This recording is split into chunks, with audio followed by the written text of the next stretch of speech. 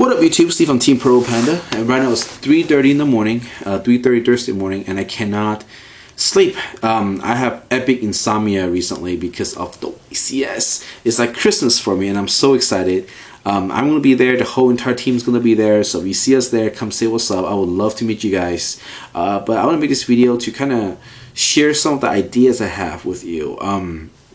I'll be reading a lot of stuff written by Jeff Jones, by Billy Bragg, and then I've got a lot of stuff swimming around my head I want to share with you. Before that, I want to give a quick shout out to Chaos Midnight Dan. The dude's been helping me out a lot when I was just starting my channel, and now it's coming back to YouTube. I want to give him a quick shout out. Make sure you guys check out his stuff. Dan, Miss Chaos Midnight, his link's gonna be in the description. Really cool guy. Definitely check him out. So with that said, I'll go into what is keeping me up all night. So there are three things that I've been reading that Jeff Jones and Billy Bragg has been saying over and over again, and it's basically tips that can help you maximize your chance of doing good in the YCS.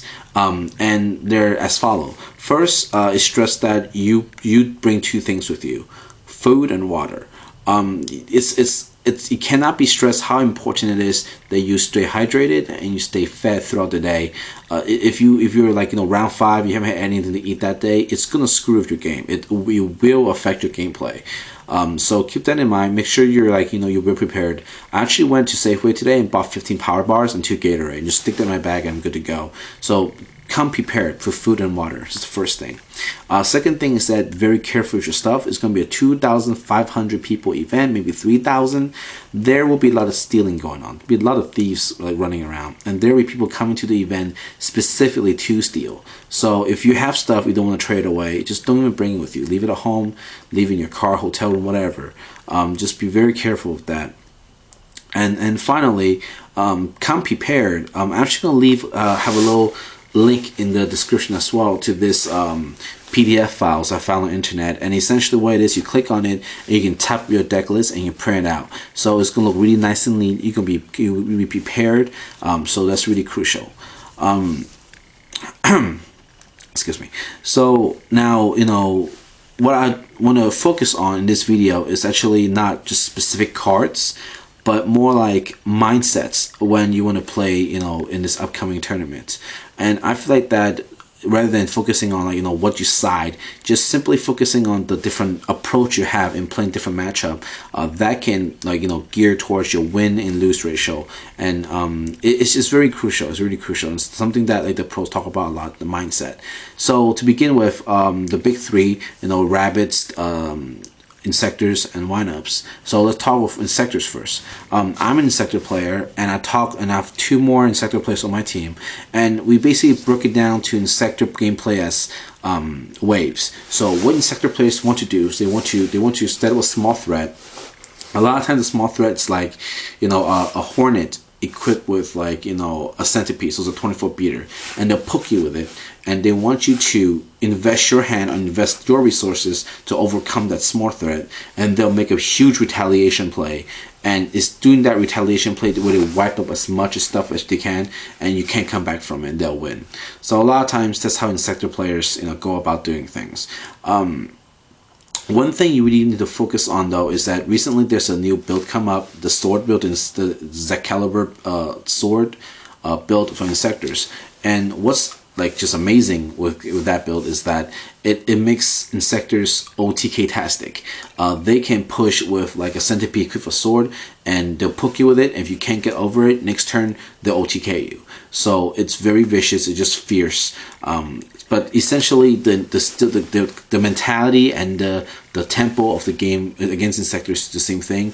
They push slow, they do a small push, then you do a bigger push, and then they overwhelm your bigger push and you can't come back. So against insectors, what I like to do, even the mirror match, is that I will not overly commit to the field unless I have an out. So I will try to poke them back and not overly invest into the field unless I got a feeling that I can stop their retaliation. It's all about stopping their retaliation.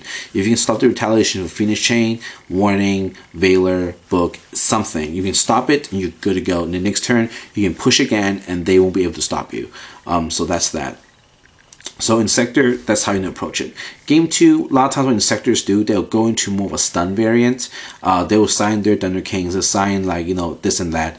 And again, but the same tempo is the same thing. The only thing that changes that is that the initial push is a little bit more geared to go against your deck. So rather than they go Hornet, equip a Centipede, and poke you with it, they just go Thunder King and poke you with it.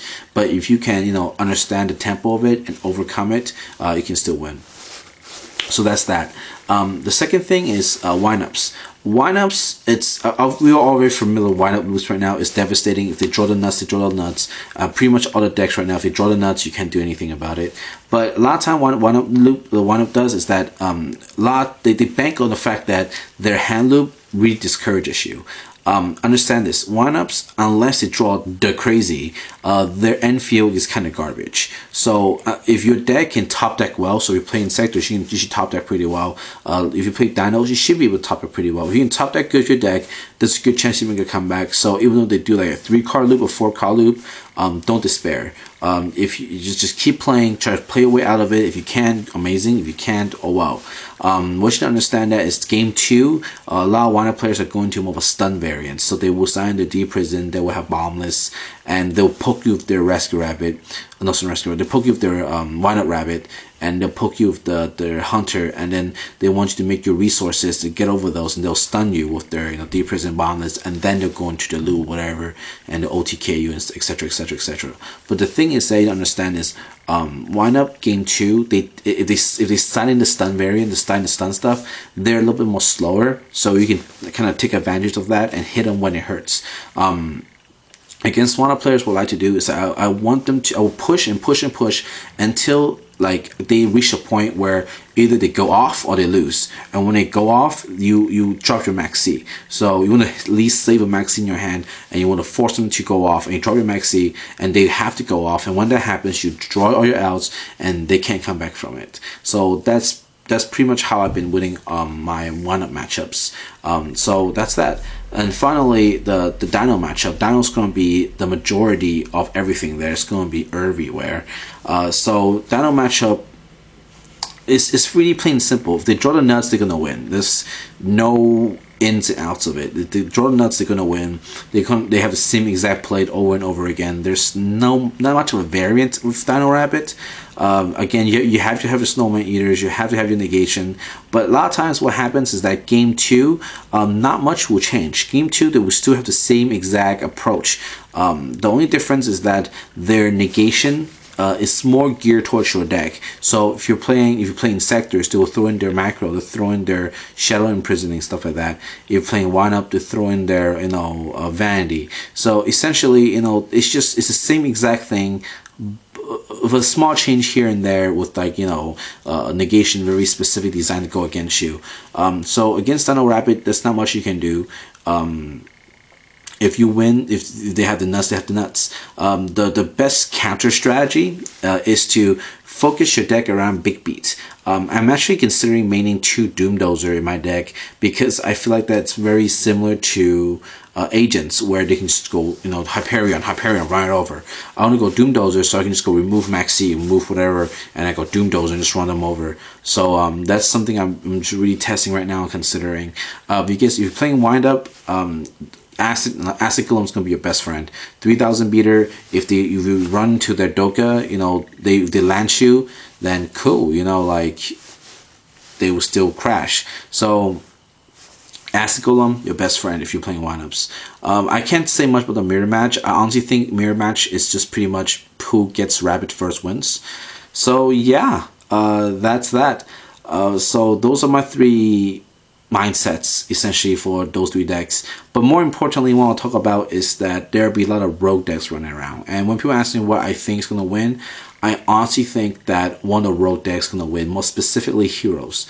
Heroes is going to be a thing, guys. Heroes is going to be a thing. They naturally have a good matchup against Dino Rabbit because of the Super Poly, they main skill drain, and that's gonna hurt in Sectors. That's gonna hurt windups a lot. So it's Heroes gonna be there. It's gonna be a thing. And if you're gonna be seriously competitive in this event, I really suggest you look into your side deck and consider tweaking one or two cards to specifically go against a hero matchup. So maybe you want that extra Snowman Eater in there. Maybe you want an extra D Prisoner too. So really, you know, understand that. I mean, they have acid now, and that thing's gonna hurt. I mean, that's like a feather duster. So acid, be prepared for that card as well. So yeah, and also not to mention GK. I think GK is gonna be it's gonna be another thing. It's gonna hurt. A lot of GK players I know, they're actually gonna make 3 Malefic Cyber End Dragons. This 4,000 beater. They're just gonna bring it out and they're gonna smash it with Doga. They're gonna smash it with Lagia. That's no matter how many you know lances you have, they're just gonna. It's a 4,000 beater. They're gonna just smack you up with it. So it's gonna hurt. And not to mention, game 2, a lot of them they're gonna sign to their skill drain. It's gonna hurt even more. And they will have their you know, their turn on roll tribute against Insector, against anything. You know that's gonna hurt. So be prepared for those decks. You know, understand that, you know, the rogue decks is a thing. You know, don't just kind of disregard them. It's gonna be a thing.